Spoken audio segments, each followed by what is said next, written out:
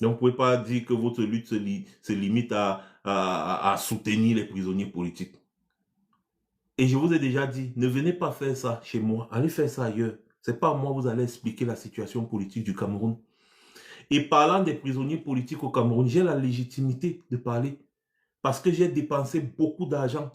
J'ai organisé des collectes de fonds ici, là. En une soirée, on a collecté plus de 4000 € pour les prisonniers politiques, en une seule soirée, pour payer la scolarité de leurs enfants.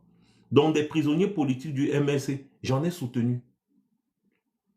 Vous, les hier qui venez d'arriver dans le combat, vous ne connaissez absolument rien. Ça qui dit que vous êtes des sardinards, vous là. Des sardinards qu'on a envoyés pour embrouiller les gens dans le combat.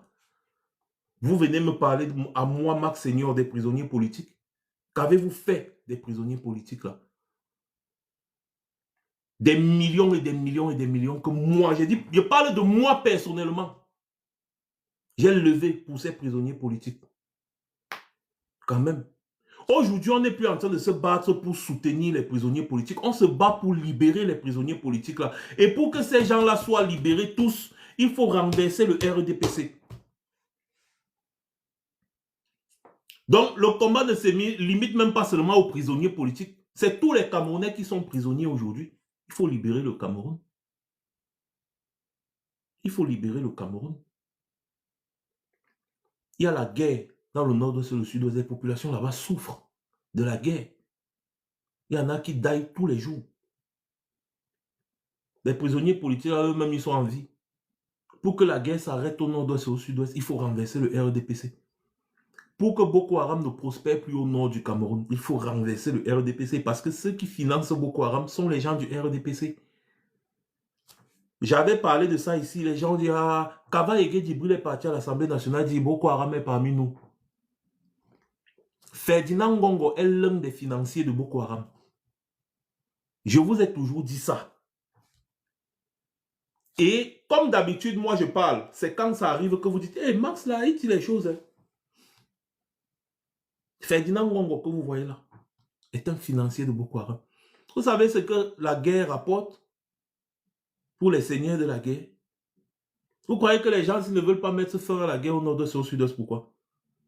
Ferdinand Ngongo est à la tête d'un réseau de trafic de munitions au Cameroun, avec le chef d'état-major des armées, avec René Claude Meka et plusieurs autres hauts officiers. Ce sont eux, avec ces Chantal Biya qui les commandent tous. Vous savez combien ça coûte les munitions? Quand on vous parle de trafic des munitions, vous savez, j'ai plusieurs témoignages des militaires, des gars qui travaillaient au quartier général à gauche, à droite, d'autres qui ont fui pour venir en exil. Le moment venu, vous allez voir. Ces gens ne veulent pas que la guerre s'arrête au Cameroun. Donc, il faut les renverser. Il faut renverser ces gens pour pouvoir libérer les prisonniers politiques et tout ce, tout là. Or, si le RDPC continue de rester là, c'est bien parce que nous ne savons pas choisir nos combats. On se met aujourd'hui à combattre quelqu'un qui a été élu par le peuple camerounais. Où est la pertinence dans ça? Soit disant parce que non, c'est un bandit politique, parce que c'est un ceci, parce que c'est un cela. C'est pas pertinent. Parce que malgré tout ça, les Camerounais ont voté pour lui, non? Issa Tiroma était ministre de la communication. Ça veut dire que presque tous les Camerounais le connaissent. Ils connaissent comment le gars idolâtrait Paul Biya, non? Vous le connaissez. Comme les Camerounais le connaissent. Mais ça n'a pas empêché les Camerounais de le choisir.